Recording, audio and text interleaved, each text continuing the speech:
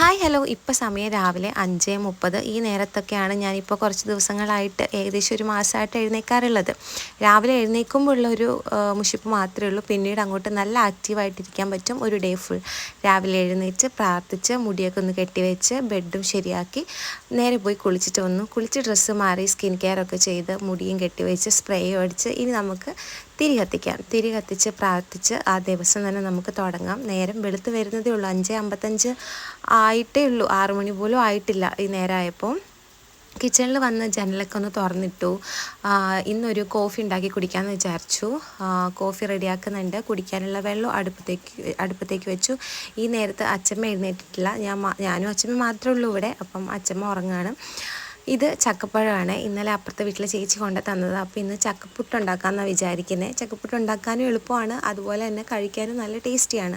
അപ്പോൾ പുട്ടിനുള്ള പൊടിയാണ് ഞാൻ കുഴച്ച് വെച്ചത്. അത് അവിടെ ഇരുന്ന് നല്ലപോലെ കുതിരുന്ന നേരം കൊണ്ട് ചക്ക ചുളയുണ്ടല്ലോ അത് ശരിയാക്കി എടുക്കാം. തേങ്ങയും പുട്ടുപൊടിയും കൂടെ ചെറിയ ചൂടുവെള്ളത്തിൽ മിക്സ് ചെയ്ത് കുഴച്ച് വെച്ച ഒരു മാവാണത്. അത് ഇതുപോലെ നിരത്തി അതിൻ്റെ മേലെ ചക്കപ്പഴവും നിരത്തി ഉപ്പും ആവശ്യത്തിന് ആ മാവിനകത്ത് ഇടണം. അങ്ങനെ ഇത് ലെയറായിട്ട് വെച്ചിട്ട് ആവി കയറ്റി വേവിച്ചെടുത്ത് കഴിഞ്ഞാൽ നമ്മുടെ ചക്കപ്പുട്ട് റെഡിയാണ്. നല്ല ടേസ്റ്റാണ് കഴിക്കാൻ വേണ്ടിയിട്ട്. പുട്ടും പഴവും കഴിക്കുന്നതിനേക്കാളും ടേസ്റ്റാണ് ചക്കപ്പുട്ട് കഴിക്കാൻ വേണ്ടിയിട്ട്.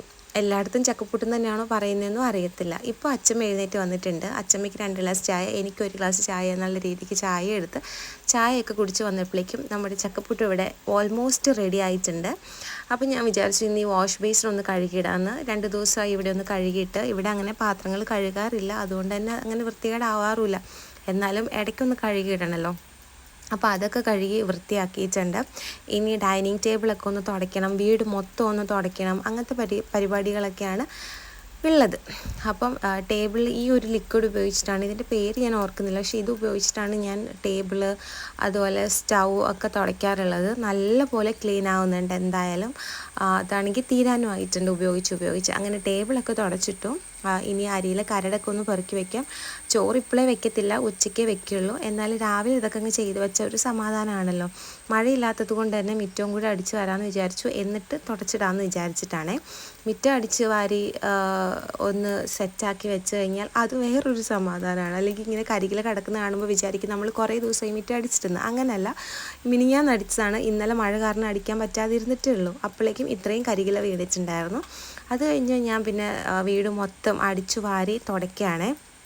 ഈ തുടയ്ക്കുന്നതൊക്കെ എനിക്ക് ഭയങ്കര ഒരു ടാസ്ക്കുള്ള പണിയാണ്.